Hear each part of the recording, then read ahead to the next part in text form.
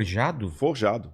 E aquele que está ali no Santo Sudário, nem morto ele estava, porque o sangue está escorrendo. E quando o morto morre, porque não tem, né? Morto fazer outra coisa, né?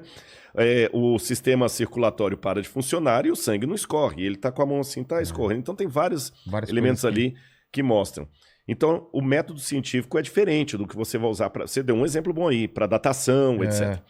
Então, o que acontece? Por uma questão de método, eu não vou poder, pela arqueologia, provar, por exemplo, que Maria era virgem quando deu à luz a Jesus. Que Jesus ressuscitou. Isso é sandice. Você entendeu? É querer usar gasolina de avião para carro. Não funciona. Então não posso falar assim, a arqueologia comprova a Bíblia. Se alguém fala isso, ele não está sendo acadêmico. Mas vamos pensar assim, eu consigo entender um pouco mais do Jesus histórico. Bingo. Agora você colocou o dedo na questão. A arqueologia, ela me ajuda a compreender dois elementos. Letra A, o contexto bíblico, que me lança luz sobre muitas passagens da Bíblia que sem arqueologia eu não ia entender. Exatamente. Você está entendendo? Eu não ia entender. E, em segundo lugar, a arqueologia também me permite verificar se a história que a Bíblia apresenta é fato ou mito. Então. Aí, nesse sentido, eu posso falar o seguinte, a arqueologia comprova a historicidade da Bíblia Sagrada. Ah, tá, mas não a veracidade. Não a veracidade, mas a veracidade vai vir como? Ela vai vir num segundo momento. Por quê?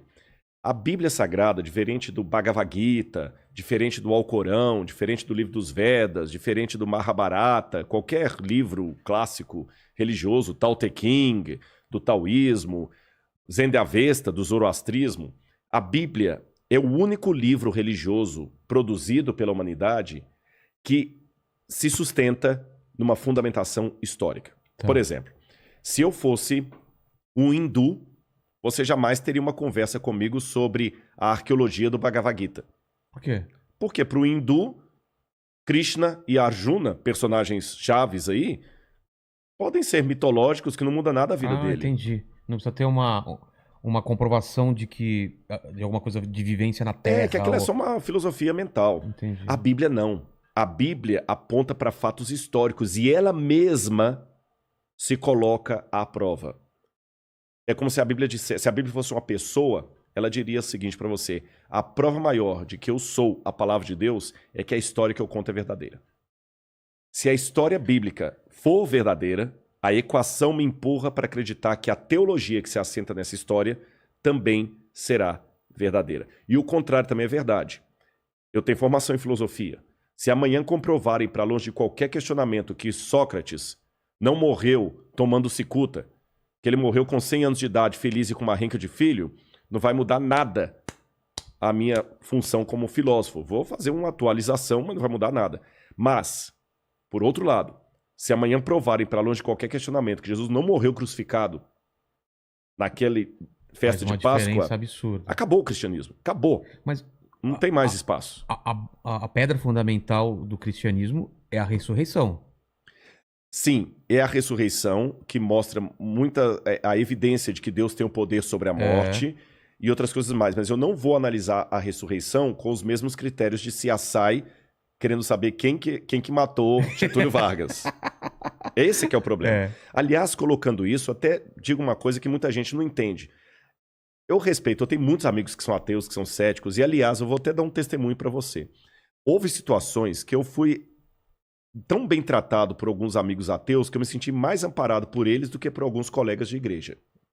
Eu não tenho vergonha de falar isso. Eu não tenho vergonha de fazer uma alta crítica sobre a própria religião. Até porque o fato da pessoa ser ateu não necessariamente a torna uma pessoa ruim. Mas de pelo contrário, nenhum. Ela pode... Né? Uma frase que eu coloquei nesse livro aqui. Betinho. Pô, Betinho. Eu coloquei assim, Betinho poderia... Né? Ele tinha hemofilia.